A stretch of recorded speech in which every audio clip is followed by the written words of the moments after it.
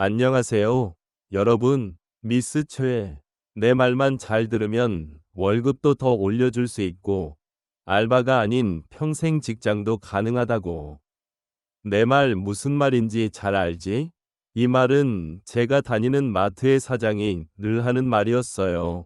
그 짓을 하려고 할 때면 늘 저렇게 말하는 게 대다수였고, 우리가 알고 있는 대형마트는 아니지만, 그래도 지역에서 나름 유명한 중소형 마트에서 저는 아르바이트를 하고 있답니다. 집안 사정이 어려워서 일찍 분가하여 혼자 생활하고 있지만 대학도 못 나온 제가 취직 자리를 찾는 것도 쉽지 않았고 음식점 홀 서빙, 전단지 돌리기 등 이런저런 고된 일들만 해오며 10년을 허비하고 어느덧 30대 초반이 되었답니다. 10년이 지난 지금이지만 제 생활은 여전히 팍팍하기만 해요. 하루 벌어 하루 살아가는 것 같고 얼마 전 새로 구한 이마트에서의 알바는 저를 육체적으로나 정신적으로 너무나 힘들게 했어요. 육체적으로 힘든 건 그래도 이제껏 잘 참아왔으니 견딜만 했답니다. 하지만 저를 더 힘들게 한 건 마트 사장 때문이었죠. 저는 캐셔 업무는 아니지만 직원들과 어울려 이리저리 물건 정리하는 등의 일을 했어요. 그러다 보니 자연스럽게 공산품이 쌓여 있는 창고에 자주 들락날락하게 되었고, 창고는 마트 밖으로 나와서 이동해야 하는 곳이라 창고에서 나는 소리를 마트 안에서는 들을 수 없었어요. CCTV가 없는 한 창고 안을 제대로 들여다볼 수도 없었답니다. 한 번은 퇴근 시간이 다가오는데 마트 사장이 저보고 미스 최, 퇴근하기 전에 창고에 가서 오늘 들어온 박스 좀 다시 정리해 라고 하더군요. 저는 그 박스를 아까 정리 다 끝냈다고 하니 사장이 무슨 잔말이 많아? 사장인 내가 괜히 일 시키겠냐? 어서 가서 빨리 정리해 라고 말하더라고요. 그래서 어쩔 수 없이 혼자 어두운 창고로 가서 박스 정리를 하고 있었는데 시간이 어느덧 밤 10시가 넘어가자 밖은 어두워졌고 마트도 곧 문 닫을 시간이 되었답니다. 직원들과 알바들은 10시쯤에 다 퇴근하거든요. 저는 퇴근 전 20분쯤에 창고에 들어왔고 정리하다 보니 퇴근 시간이 훌쩍 지나버렸어요. 창고에서 나가려고 했는데 그때 누군가 창고 문을 걸어 잠그고 들어오더라고요. 같이 일하는 직원인가 하고 봤더니 갑자기 창고 안을 밝혔던 전등의 스위치를 내려버리더군요. 저는 놀라서 누구냐고 하니 처음엔 아무 말이 없더니 장난치지 말라고 말하니 그제서야 어두운 창고에 불이 다시 들어왔어요. 불을 끈 사람은 바로 마트 사장이었습니다. 사장은 저를 부려먹던 평상시와는 사뭇 다른 능글맞은 표정으로 저를 쳐다봤고 저는 느낌이 이상해서 정리 다 끝났다고 말하며 퇴근한다고 했지만 사장은 갑자기 세상 다정한 목소리로 요즘 많이 힘든 것 다 안다며 그렇게 힘들게 일하는 거 이제 끝내야 되지 않겠냐며 갑자기 제 두 손을 꼭 잡더라고요. 그러면서 제 손을 쓰다듬어 주는데 그 느낌이 왜 이렇게 기분 나쁜지 저는 잡고 있던 손을 확 빼고서 이제 퇴근할게요 라고 말하며 창고 밖으로 나가려고 하니 그 사장이 나가려는 제게 오늘 낮에 20대 중반의 여자가 우리 마트에 면접 보러 왔었어. 미스 최, 넌 다 좋은데 재고 정리나 할 줄 알지. 아직도 캐셔 업무는 못하지 않냐며 요새 마트 재정 상태도 예전 같지 않아서 미안하지만 이제 우리 마트에는 널 필요로 하지 않는다 라고 말을 했어요. 그건 저를 자르겠다는 소리였죠. 사장은 계속 자기 말만 잘 들으면 힘든 아르바이트 청산하고 높은 연봉에 평생 직장도 가능하다고 말하길래 저는 그 상황에서 귀가 솔깃했어요.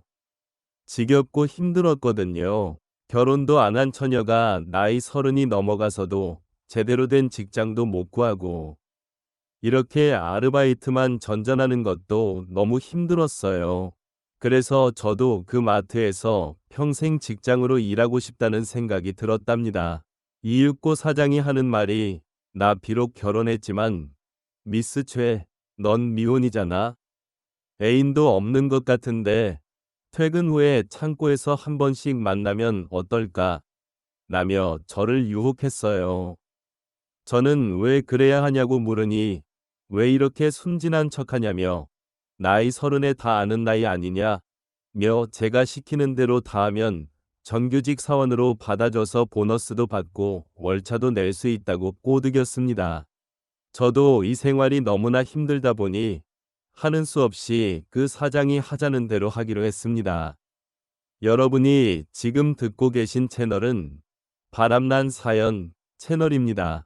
그렇게 저는 사장이 말한 대로 퇴근하면서 창고로 빠졌습니다. 창고 불을 끈 채 기다리고 있으면 마트 사장이 얼마 뒤에 창고로 왔어요. 사장은 그렇게 매일 창고에서 저에게 몹쓸 짓을 했고 저는 사장의 말을 믿고 그렇게 매일매일 창고에서 기다렸습니다. 하지만 일주일이 지나고 한 달이 지나도 정규직으로 바뀐다는 얘기는 없었어요. 어느덧 마트에는 새로운 여직원들이 들어왔고 캐셔 일을 보는 여직원들이 조금씩 제가 하고 있는 재고 정리도 돕더라고요. 그래서 저도 점점 설 자리가 좁혀지는 느낌을 받았습니다. 그날도 창고에서 기다리며 불을 켠 채 기다리고 있었죠. 사장이 들어와서 저에게 오늘은 왜 이렇게 환히 불을 켜놓고 있냐? 며 제 쪽으로 다가오길래 저는 오늘은 그것 때문에 기다린 게 아니에요. 약속은 언제 지키냐? 고 물었습니다. 그랬더니 사장은 조금만 더 기다리면 될 거야 라고 하더군요. 하지만 저는 이미 한 달이나 지났다고 언성을 높였고 그러자 사장도 상황이 이상하다는 걸 눈치챘는지 이내 능글맞은 표정을 멈추고 얼굴이 굳어지면서 제게 너도 좋았으면서 왜 그러냐? 고 했어요. 저는 어이없어서 뭐가 좋았다는 거냐? 고 말하니 사장은 너나 좋아서 매일 여기서 기다린 거 아니냐? 라고 했어요. 너무 어이없어서 저 그런 적 없어요. 라고 하자 사장은 그럼 오늘도 왜 여기 있냐? 라고 하길래 사장님이 참고해서 매일 퇴근 후 남으라고 해서 남은 거예요. 라고 답하니 사장은 내가 그런 적 없다며 네가 남아서 여기 있던 거지. 내가 강요한 적 없었다. 라고 했어요. 너무나 어이없었어요. 저는 지금 무슨 얘기 하시는 거냐고 물었고 사장은 헛기침을 하며 요즘 마트에서 인원 감축을 해야 해서 미스 최 같은 아르바이트는 이제 필요 없다고 했어요. 저는 너무 황당하고 분노가 치밀어서 저번에 말이 다르지 않냐 고 물었더니 사장은 그런 말 한 적 없다 고 하더군요. 너무 억울했어요. 그래서 저는 너무 화가 나서 그 사장의 뺨을 3개 때렸고 사장은 네가 사람 치면 이번 달 알바비는 땡값으로 제하고 준다 고 말하며 내일부터 나오지 말라고 했어요. 집에 돌아와서 한동안 계속 울었어요. 너무나 억울했고 그 사장에게 당한 걸 생각하니 죽고 싶은 마음뿐이었어요. 하지만 이대로 당할 수 없다는 생각에 다음날 마트로 나갔습니다.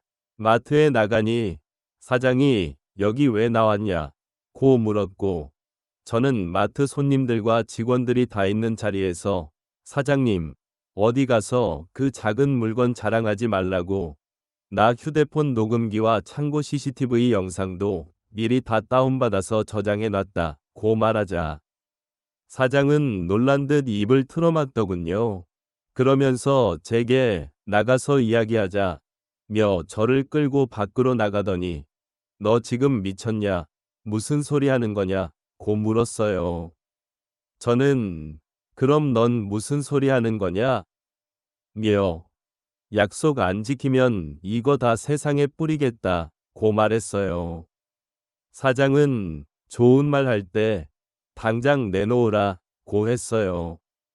저는 돌려줄 테니까 오늘 밤 10시에 마트 일 끝내고 창고로 오라 고 고 말했어요. 창고에서 저는 다시 사장을 기다렸어요. 사장은 역시나 왔어요. 그러면서 제게 결국 이런 거였냐? 며 저를 비웃었어요. 저는 사실 그렇다 며 혹시나 해서 창고 CCTV 카메라는 가렸고 지금 녹음기나 핸드폰도 켜놓은 게 없으니 사장님도 주머니를 털어보라며 그런 게 있으면 피차 오해하지 않겠냐 고 했어요. 사장은 자신의 주머니를 털어보이며 핸드폰만 있다며 걱정 말라고 했어요. 저는 그러냐며 바로 사장의 뺨을 한 대 더 쳤어요. 사장은 놀란 표정을 지으며 너 미쳤냐 고 했고 저는 그래 나 미쳤다. 그래서 미친 김에 너랑 마지막으로 미치게 놀아보고 싶다 고 했어요. 사장은 저에게 오늘 왜 이렇게 저돌적이냐 고 물었고 저는 그 상황을 이용해 사장을 유혹했어요. 결국 창고에서 시간을 보내고 난 뒤 저는 창고 밖으로 나왔고 사장은 완전히 망가졌더군요. 그 다음 날 사장에게 녹음된 음성을 담은 영상을 보냈어요. 사장은 왜 말이 틀리냐? 며 놀라했어요. 그래서 저는 경찰서에서 보자 고 말했어요. 사장은 미안하다며 죽을 죄를 졌다 고 말하며 만나자고 했어요. 그렇게 다시 만나고 나서 사장은 저에게 얼마를 원하냐고 물었고 저는 그 금액을 불렀어요.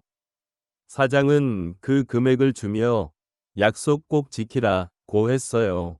저는 비록 몸과 마음이 피폐해졌고 그날의 일은 상상에 불과했지만 마트에서 잘리고 다음 날 사장에게 거짓말을 했던 것이 결국 사장을 무너뜨렸습니다. 인과응보라고 하지 않나요? 전 잘못한 게 하나도 없다고 생각해요. 다 사장이 잘못해서 일어난 일들이니까요. 이야기를 들어주셔서 감사합니다.